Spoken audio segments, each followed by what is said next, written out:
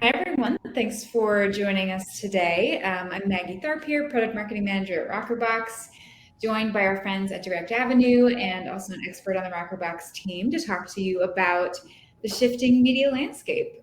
We've got a lot to talk about. We've got a really full agenda today, but we're going to give it just a few minutes for people to trickle in. I see people still joining. So we will just give it a second here. And guys, I'm so thankful for you guys for joining me today. This has been a really great time preparing for this webinar. I know we've done a lot of prep on both sides. We've got a lot of really good insights, some stats from the Rockerbox side as well.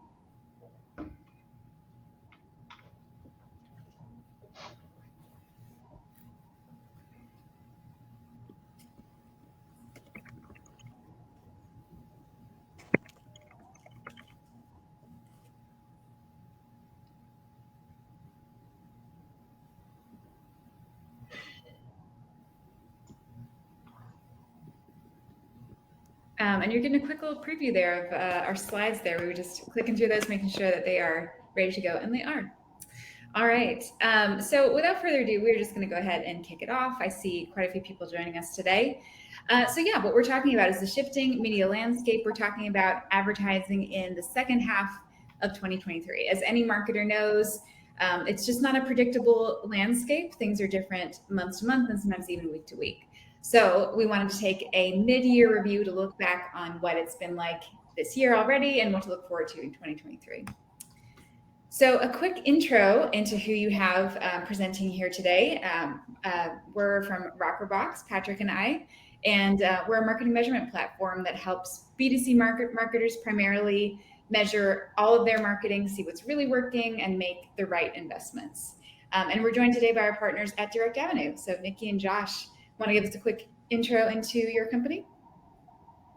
Hi, absolutely. Nice to meet everybody. So Direct Avenue plans, buys, and measures brand response media. And we do that across all screens for linear TV and CTV. We have a huge variety of clients, everybody from lead generation, also a number of product clients across a number of categories. What they all share in common is they have a performance metric that we're held accountable to. Awesome. All right. So we did a little bit of introducing already, but I want to give each presenter here just a chance to talk a little bit about themselves and what they're bringing to this conversation. So I'm going to start it off with Patrick. Yeah, hey everyone. Thanks for having me on. My name is Patrick. I'm a customer success manager here at Rockerbox. I recently joined the Rockerbox team after working on the client side with them for a little over 2 years. So got very comfortable using Rockerbox sort of from the growth marketing perspective to pursue the different goals that we were trying to achieve on specifically a paid acquisition team, but also leveraging it a little more across more brand marketing and other sort of more like guerrilla marketing tactics that we were working on. So super happy to be on and to help speak about the media landscape this year. Hi, everybody. I'm Nicky DelaSalle. I'm Vice President of Growth with Direct Avenue. I have been in the world of performance advertising for over 20 years, originally in the UK, hence the accent, and now in the US for the most part of my career. So excited to share with you what we're seeing in the marketplace from a day-to-day perspective and also what we're forecasting for the next 6 months. Hi, folks. My name is Josh Pico. I'm the Senior Vice President of Media for Direct Avenue. Thanks for taking the time to be with us here today. Hopefully you glean a few insights.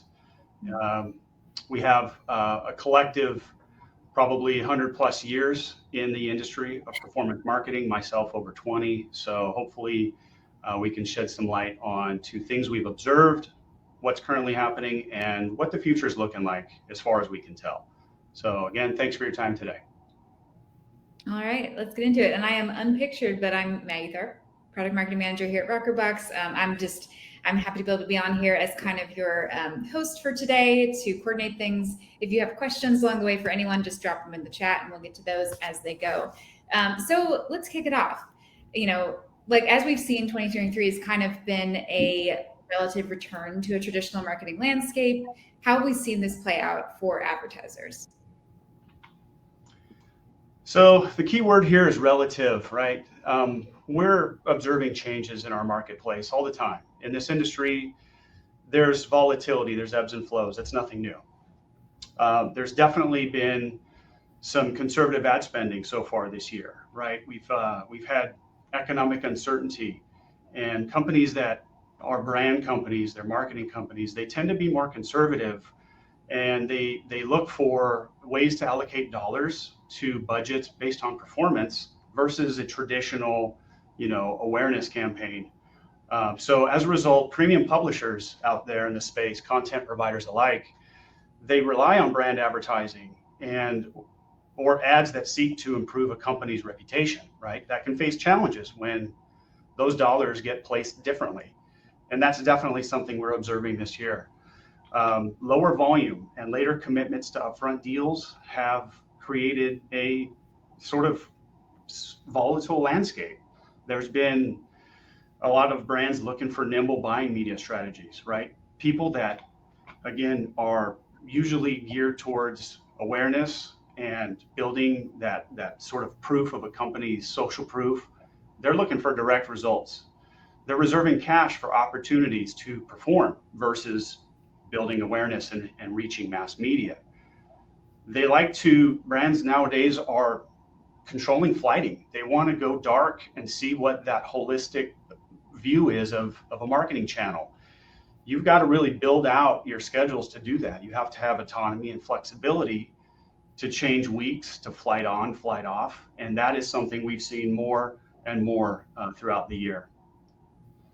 Incrementality readouts is huge these days, right? This is companies proving to their leadership, to their investors, to their board members that a channel is performing. And in order to do that, you've got to have your hands on the wheel. You can't just have your media set and forget, right? You have to be able to flight it, turn it off, read it, analyze, and then go and capitalize on what the results and the outcome of that are. So performance marketers get to capitalize on these patterns. We're in the business of supply and demand. So inventory volatility can generate opportunities. If there's a commitment that's made, it eats up inventory. If there's no commitments that are made, there's more inventory for brand marketers and really aggressive buyers to go after. So we've seen this more than normal. And it really is a testament to what is happening in the economics, and we'll get to that in a minute. But definitely these larger companies and small alike, they're trying to get immediate results on investment. They want to know right away, $1 spent and $1 earned, what does it look like for them? And then looking at each vertical, each sector in their marketing campaign as a unique channel, how do they perform against each other? So even the biggest brands we're seeing kind of migrate over to more of a performance metric and try to measure that immediate return on ad spend. So that's been something over the year that has exacerbated from years past. Marketers continue to pay more attention to consumption behaviors, right? So we're seeing digital video and connected television budgets continue to increase. So that's kind of more of a normal pattern. We just see the continuation of that and elevation as we go through into 2024. Yeah, I think Josh put that really well. There are a couple points I think I'd like to emphasize sort of the importance of is one where he said relatively a return to sort of relative return to normal, right? And I think as he was explaining with the sort of commitment to looking at things from a sort of performance perspective, we're seeing people sort of like cautiously return to more traditional marketing patterns that we've been seeing in the past. And really prioritizing their tracking and measurement strategy and going forward with a really clear idea and definition of what success looks like on the channels that they perhaps may be testing out for the first time or returning to after having turned off for a little bit. We are seeing clients resume spend on top of funnel channels and exploring more channels, things like CTV, and testing out sort of more over the top channels with more clear goals and a measurement strategy. But I think I'd say previously where there may have been like a bit of a informal divide between how people are measuring success on their various channels that they're running. There is certainly sort of now a doubling down on what are the efficiency metrics that we're looking at here and how are we defining success here. And if we're not meeting those goals, we need to be quick to cut and quick to adapt to something else. That was great. I want to pause here. There is a question here from Mark, which I think ties into this slide here. What performance ROI differences do you see between offline and OTT TV versus online video ads in channels such as YouTube? Patrick, do you want to jump on that first? And then Josh or Nikki, either one who wants to talk there? Yeah, I think, off the top of my head, I don't have sort of like numbers to put to it, but in general, from what I've been seeing is more of a response to OTT TV versus doing online ads like on YouTube.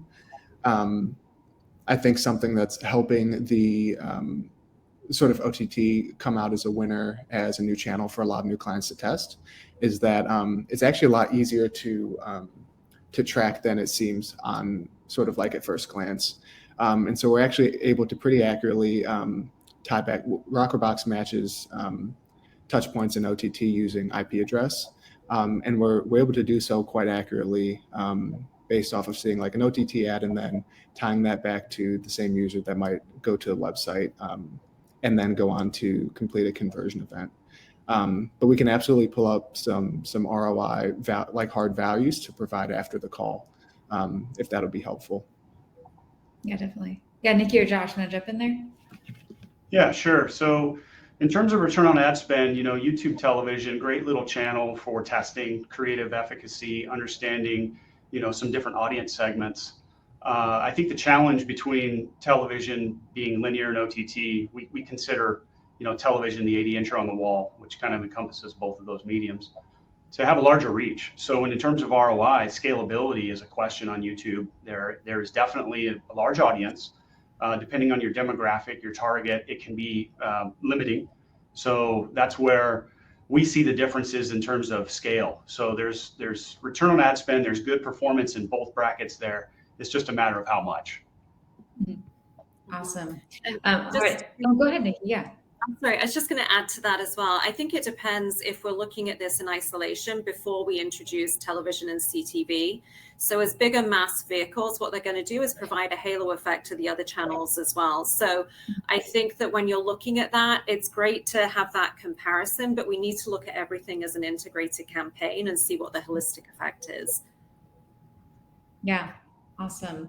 All right, moving on to our next question, and kind of in a similar kind of vein there, marketing doesn't happen in a vacuum. Like marketing is affected by the larger shifts around us, just in the culture and economy. So let's talk about how marketers and advertisers have been impacted by those larger socioeconomic shifts. And, what's the best way to strategize to still achieve ROAS goals amid any shifts? And so Nikki, I'd love to hear from you first. Yeah, absolutely. So I think there's two parts to this question. The first is on the socioeconomic shifts. There's no doubt with COVID, the subsequent economic decline, consumers, as Josh has said, are spending far more conservatively. Where our clients have succeeded, it's in providing some really good creative edit tactics. So what they're doing is editing creative to overcome some of the barriers to purchase. And that could mean that they're making the product more appealing by making it seem more affordable. And that way, by looking at who that consumer is and adapting the creative accordingly, that messaging is really resonating. The second part of the question is looking at strategizing to achieve ROAS goals. This all comes down to planning. So you'll hear us talk about this a lot, that we really encourage marketers to do a ton of research and preparation. And that way they can truly understand who their potential customer is, how they behave, where they consume media, and ultimately what success looks like as well. If they understand what their KPI is, we can all be accountable to it. And that way we all succeed in the mix. With that as well, if we have some of this advanced planning, we're able to be more successful because we can take advantage of more media opportunities. What ties us all together is obviously the measurement part of things as well. And with that, we really advocate using a measurable channel performance platform like Rockerbox. The way that we work with Rockerbox is that Rockerbox provide a unified understanding of how hard each marketing investment works for our clients. So with that, Direct Avenue would buy the linear television and we would buy the CTV. We want the results of that media to be measured against every single dollar that the client spends. And that's how the client truly wins in that situation. Where we win in that situation is that they then entrust more of their investment to us because we're driving these profitable outcomes at scale. So that's kind of our business model. We find the right inventory at the right price. Yeah, and I think just to sort of add on to that, obviously there's going to be more well-defined performance goals now, like we mentioned sort of in the last slide, but I think in the case of sort of what's happening against the current socioeconomic backdrop, there's a big focus on messaging and clients starting to think more intentionally about how their different channels in their marketing mix actually are interacting with one another as you start to think about what the customer journey to purchase looks like. In the majority of cases, your customer is not going to see just one ad and be convinced to then, go to your website and make a purchase. There's going to be, 3, 4, 5, 6 touch points over the course of, maybe 14 days that sort of end up persuading a prospective customer to become a customer. And yeah, I think when you start to think about how your different channels are sort of like speaking and working in terms of like messaging and context with one another, using something like Rockerbox can provide a really helpful point of view on the sequencing of your customer touch points on the path to purchase, and can also then help you identify which pathways are actually going to provide the shortest actual like time to conversion from discovery, and also the most return on investment per conversion pathway. So I think bringing that sort of performance aspect to seeing what the channel mix looks like and how they all work together is something that's becoming more of a priority for our clients. Yeah, that's great. I think also a common theme in both of your answers there was just this focus on intentionality. So like Nicky, you were saying, it's so important to plan. It can seem like such a basic step that almost, I think it probably gets forgotten sometimes, but that planning, like that intentionality of exactly who you're targeting and how and why, and are you even on the right channels? That's what's helping you get, better returns and avoid wasting money. Cause that's just something you simply can't do. You can't just like spend without knowing if there's going to be an impact there.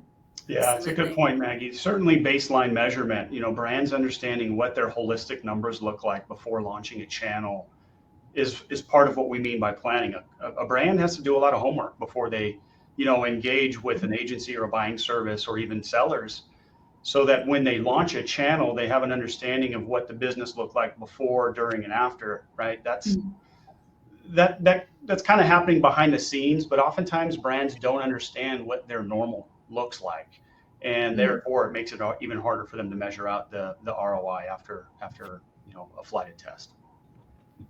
Definitely. Another question here. With so many touch points to conversions, are you seeing campaigns executing loss leaders more these days? Any of you guys want to jump in there? Patrick, I feel like you have an answer. Yeah, I think I sort of understand what's asking in terms of just like clients. My interpretation of this is sort of like our clients leveraging like loss leaders as a way to bring more traffic to site and hopefully cause other purchases as well, right? Or maybe return purchases. From that perspective, I think, those sort of like hero items or even like loss leaders do definitely bring people to site. With Rockerbox specifically, we're going to be able to track the people who end up buying those products, but then can also return and end up making other purchases on the website. But I'm not sure if someone else had like a different interpretation of that as well. I think it depends. It's hard to say without knowing the exact sort of product category or what the website is. But I think that has to be part of the modeling going in. If you are going to go out there and say, I want to present this loss leader because maybe it's the most appealing and it provides the best offer and opportunity to get people to come into the website, there needs to be something on the back end for us to plan and say, but how are we going to make money?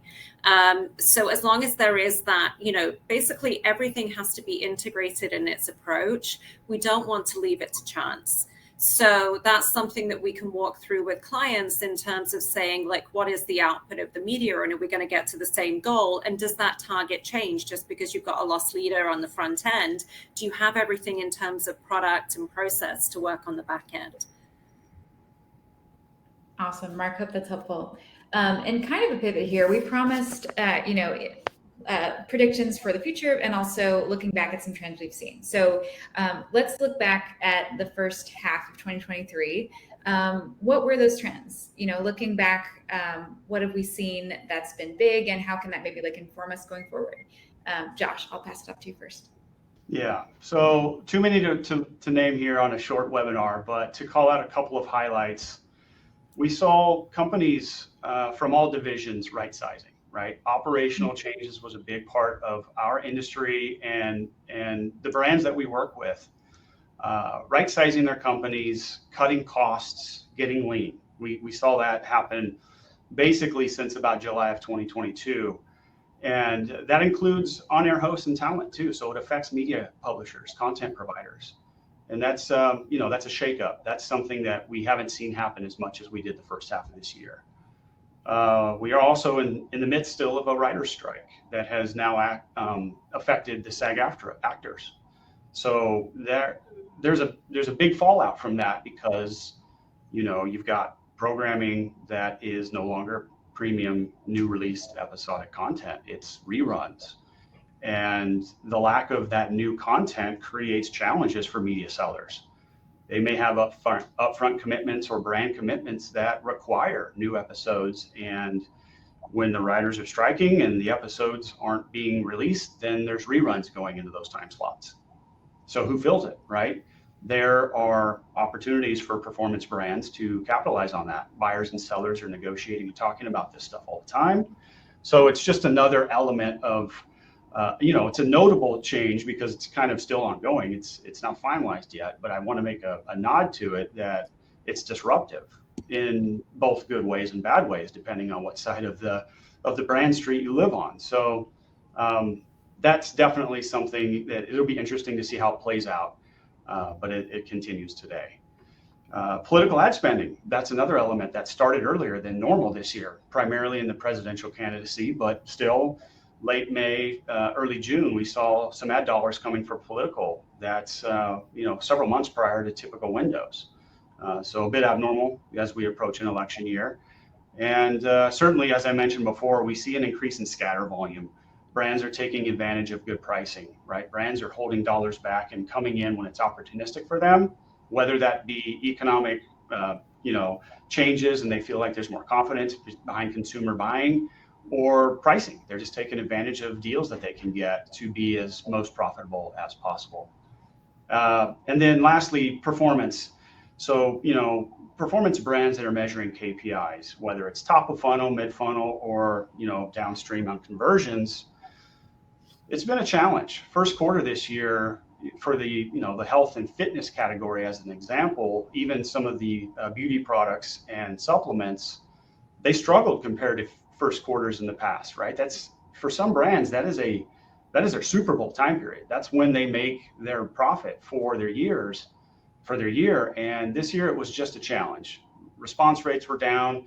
There were certain, again, economic factors where consumer buying behavior was a little bit off.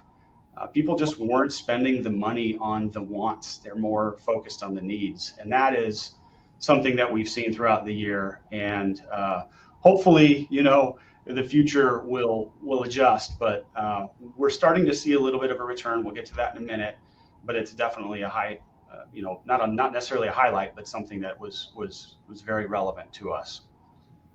We did see a good comeback in some brands, though. Direct to consumer, retail, travel, and auto in second quarter started picking back up. So that's a good sign. There's been several articles written and statistics done about the sort of the return to normal And that is a signal of that happening. We continue to see brands leaning in more to connected television. So that is exacerbated this year. The growth has always been there, but we're starting to see more of an interest from our clients and prospective clients that we're talking to. We're seeing brands that are hyper focused on an immediate return. So, like I said before, driving social proof and building brand awareness has been secondary to dollar in, dollar out. What am I getting for every ad spend here? So brands are being held accountable to show fast returns as opposed to waiting for that longer reach branded play. Yeah, I think the points on more focus on like CTV and just having in general, being sort of impatient on the ROI are the two things that stood out the most to me as well from this period. Just to add on to what Josh was just saying about the CTV, we saw 145% increase in spend on CTV on a year-over-year basis. So people are certainly looking at that as a new channel to explore. On the point of wanting to feel like you're spending your money on something that's going to provide a direct response for the brand rather than just causing like an overall brand awareness lift. I think for using something like Rockerbox, this is where like our time to conversion metrics proved really helpful for some of our clients. And to that end, having more confidence, knowing like when revenue is going to be recognized from each channel goes a long way towards sort of tempering expectations against the rush to know what the return on investment is as soon as you start sending those dollars out. And then I've been following the writer strike pretty closely. I'm not sure if anyone else has, but something I found fascinating there is how much a new technology disrupting the industry is sort of being brought into the discussion, specifically with things like using AI to write scripts. I think one other sort of like ancillary trend I noticed in Q2 was a lot of discussion and focus on more like disruptive technologies and perhaps like really cutting edge technologies that are positioned as ways for brands to save money quickly and sort of in some cases as a bit of like a silver bullet to some of their problems. And I don't, personally, I'm not so inclined to just ditch what has already been working for people for so long and in favor of the bright new shiny object. And I think for some of our clients, they actually found a lot of use in sort of like recentering, refocusing, and looking at the tools that they already had available and asking themselves, rather than try something new because there's a lot of buzz around it, how can we make sure we're asking the right questions to get the most out of what we currently have right now? And that actually provided a lot of great results for some of our clients as well, seeing can we make more of what we already have right now? Yeah, great points. A question from Kent here. Is the market softening from inflation costs at the consumer level, and where are ad dollars moving to? So I know we talked about that big increase in CTV spend. Anything else notable there? Yeah, I'll take that one. So, inflation generally, when the economy is good, inflation tends to lead to an increase in advertising spend. It really does, because brands have to market spend to justify inflation-related price increases of their products or the like. In current times, we're seeing inflation costs starting to ebb a little bit. It's coming a little bit, back down to normal, more normal these days. So that's comboed with some economic uncertainty, right? The post-COVID era that we're living in. The spends in 21 and 22 early on were just astronomical, and that's not to be expected to be repeated by any means. But certainly there is a return to a new normal happening in terms of, the health of the impressions of the media, the efficacy of creative messaging, resonating with consumers. It's just all about putting the right brand, the right ad in front of the right people at the right price. That can sort of curb any type of inflation challenges, or really keep return on ad spend as the primary key focus, and always be testing, right? There's money to be made if you turn over enough rocks. Awesome. And now we're going to move on to probably the most clickbait sounding question in this presentation. Some people are saying that linear TV is declining. A bit of a pivot here, but just in relation to kind of what's happening, what's already happened this year and what's going to happen. I'd love to hear you guys talk about this topic. So Nikki, I'll pass it to you. Yeah, we love this question. As you can imagine, I think we receive this on a daily basis. So there's no doubt that linear TV ad spend is shifting, and that's at approximately 8% year on year. And at the same time, we see CTV ad spend increasing by about 21% year on year. What I want to add to this, as an agency, we buy both linear television and CTV, and we're experts at both. That being said, we cannot deny that currently linear TV is still the absolute giant. If I look at predicted spend for this year, linear TV ad spend will be 2.5 times that of CTV. So that's not to say that both don't have a use case. They absolutely do. But the ad impressions for the first half of 2023 for linear TV, they grew by 5.1% to 4.21 trillion. So I'm just trying to get across the message of how mass reach linear television still is. NBA games alone had 14% more impressions. So looking at that use case for both, we have people watching linear TV for just under 3 hours a day, and people watching CTV for just under 2 hours a day. So with that, for many of our clients, we're buying both linear television and we're buying CTV, and that makes perfect sense. Where we see a huge benefit of linear television is in live events. So think about things like the news or the elections or live sports, the Olympics, the World Cup, award shows.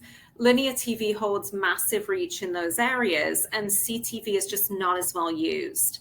I would like to throw this over to Josh as well, and tell us a little bit about what other opportunities you're seeing in linear TV.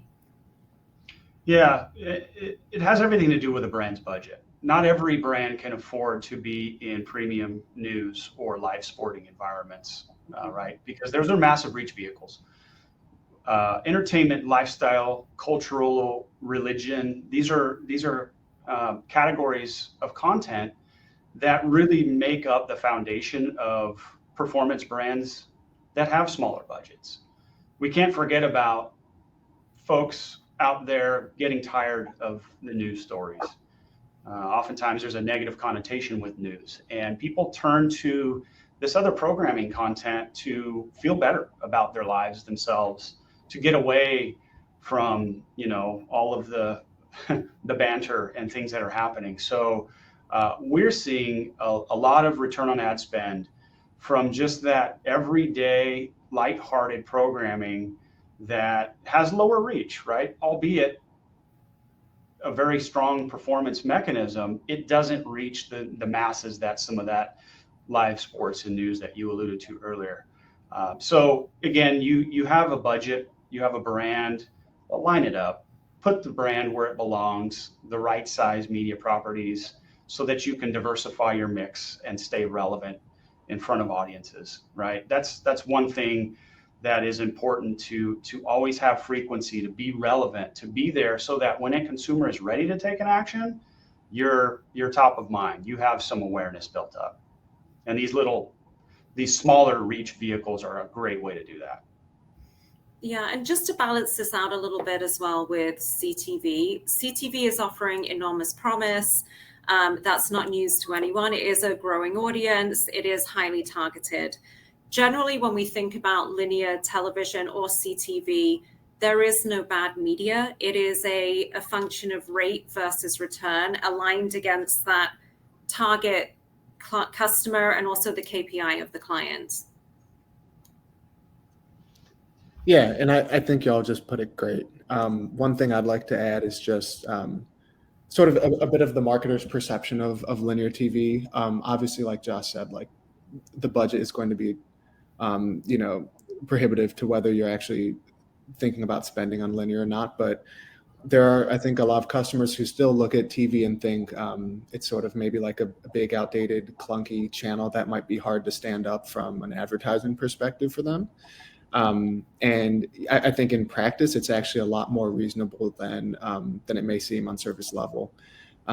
Using, with Rockerbox, a lot of our clients have been able to stand up measurement and tracking in a reliable way on linear TV tests that have allowed them to compare the performance on linear to other top of funnel channels that they're running on like an apples to apples basis, and have a much better idea of what the efficiency and the trade-offs for like unlocking that sort of net new audience might be.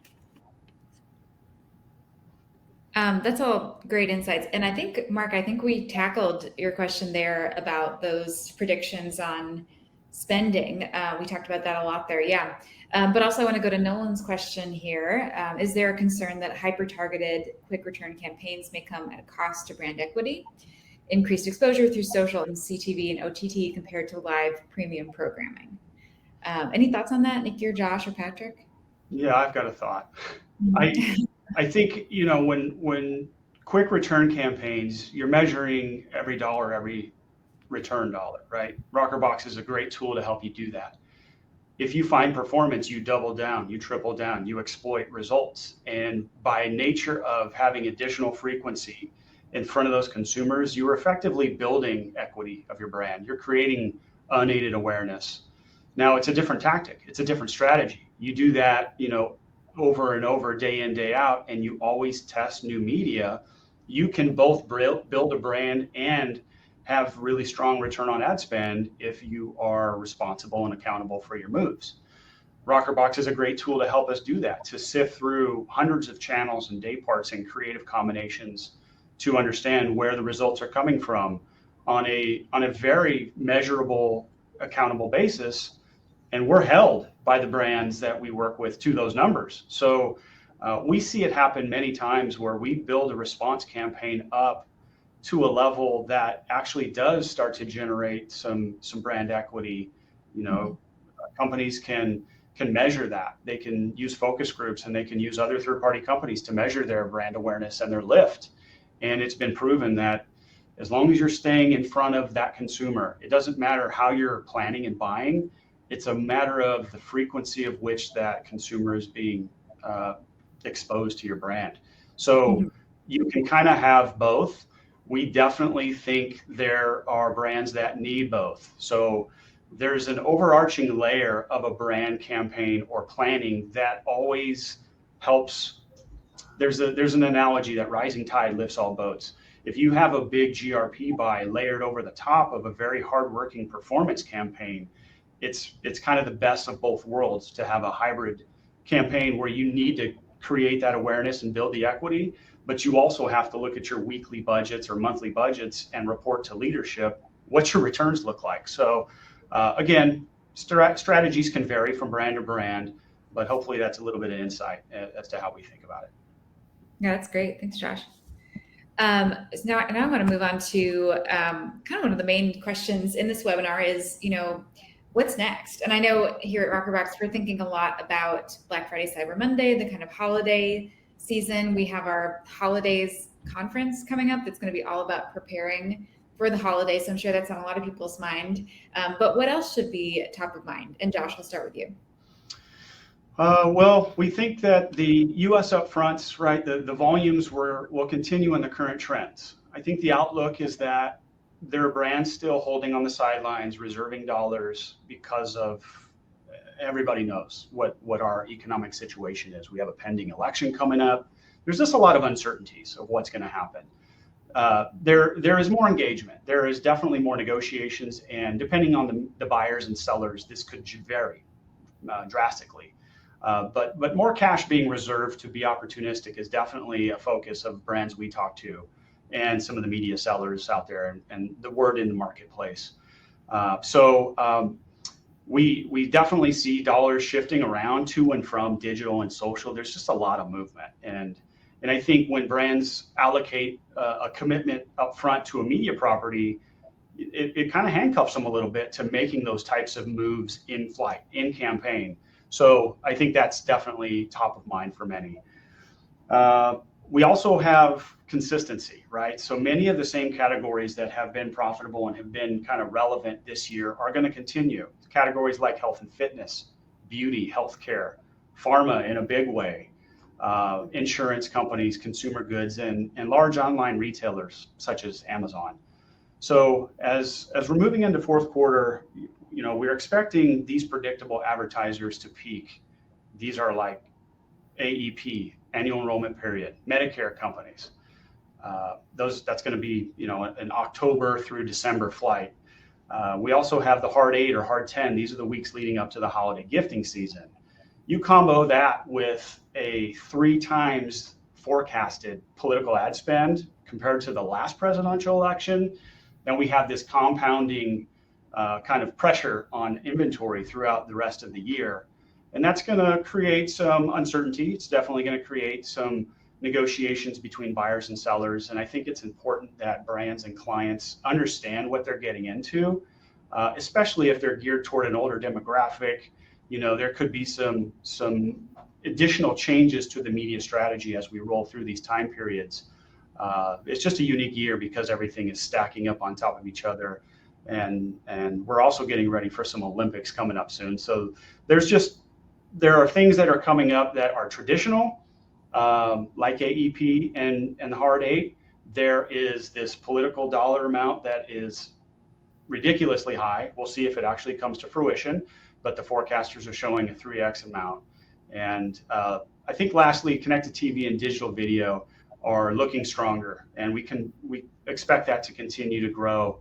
That sector is just something that, our brands, the people we talk to, they're sort of digital natives. These are people that are familiar with this type of medium, a little bit more comfortable with it. It's not so old school, because sometimes people think about television as an older method, even though it still presents the largest reach. You have to work through these issues with brands and educate them. Let them understand the different options out there and what's right for their brand size and budget. So those are some of the things that definitely are coming up in the remainder of the year. Yeah, I think that was really well said. Really, the only thing I could think to add there is I think we're seeing, I think in this call we've talked a lot about people focusing on new top of funnel channels, CTV, in some cases trying linear TV as well. I just think there's going to be more proactive filling up of that top of funnel going into that holiday time of the season, as clients start to take advantage of that sort of like halo effect that Nicky mentioned earlier on this call, where maybe 14 to 21 days out, they're going to start seeing those conversions align with the direct response campaigns and the flurry of advertising that's coming around those sort of Black Friday, Cyber Monday time. So yeah, try to get out in front with brand awareness when there's a little more runway there, and then hopefully that hay will be sort of put in the bale on those big holiday buying events. Yeah, and I think for the campaigns that are maybe less seasonal, but are more what I would call, necessity, and I would put things like insurance in that space as well. Their needs are slightly different. And I think the importance of those brands is staying top of mind for the consumer, because you don't know the cadence in which they're purchasing. So outside of something that's in open enrollment, if it's general insurance, then they could be acquiring that insurance in any month. So for them, then it comes down to sort of messaging and being top of mind with that person. So I think that they need to also make sure that they're, prevalent in spending within these times that everyone else is having this seasonality to address that concern. Yeah, great point there. And I told you guys we had a packed agenda today, and we did. And somehow we're at 45 minutes here, and we are at our last question. So just to kind of wrap things up, as you're thinking about planning, looking ahead, you always want to reduce risk and any unforeseen variables. So what's the best way to do that? And Nicky, we'll go back to you for that. Yeah, this all comes back to planning again. So if we can make sure that we have a well-planned campaign, we know that we're going to have greater success. A well-researched campaign eliminates risks. So that comes down to that audience first approach. We want to make sure that we are fishing where the fish are. Adapting strategies and being nimble is key. We have strategy conversations with our clients on a daily and weekly basis, and that allows us to be nimble, react to what's going on with results and the wider environment. With that as well, it means that we are talking about the wider marketplace and exactly what's working for like-minded campaigns. We're able to do that because our buyers are talking with stations on a daily basis, and they're able to glean insights on like-minded campaigns, like I said, what's working for offers, for types of marketing, and then also just for the general marketplace as well. One of the things that we really encourage marketers to do is have a diverse media portfolio. So what that means is there are many buckets of media. You could have news and entertainment and sports.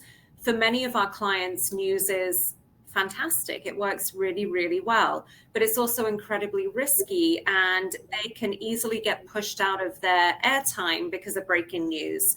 So with that, we're finding like-minded stations that allows us to eliminate risk. It keeps a very stable media environment, and it also allows us to continually scale. At any one time, we're allocating around 15% of the budget to testing for that reason. My final thought is definitely timing. So I would say allow sufficient time to set up a campaign. That's for us and also for Rockerbox. I think we've said it a few times within the presentation today, but understanding that baseline is key.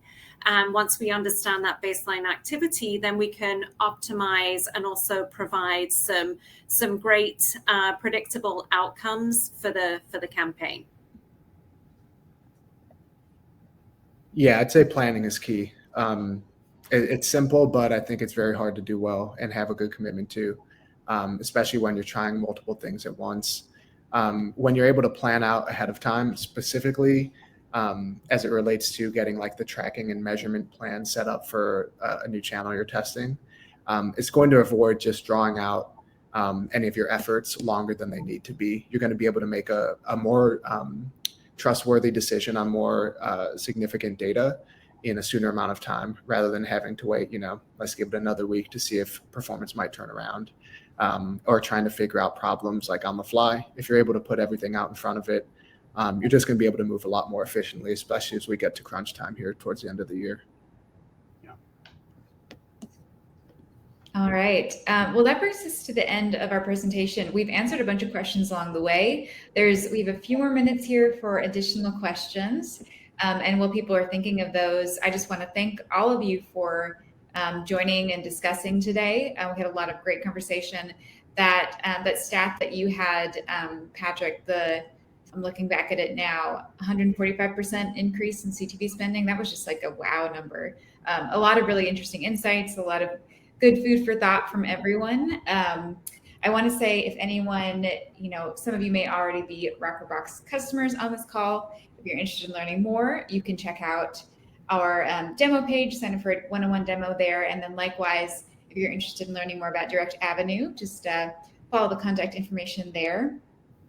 And that really does bring us to the end of today. And it looks like people had all their questions answered during the call. That is great.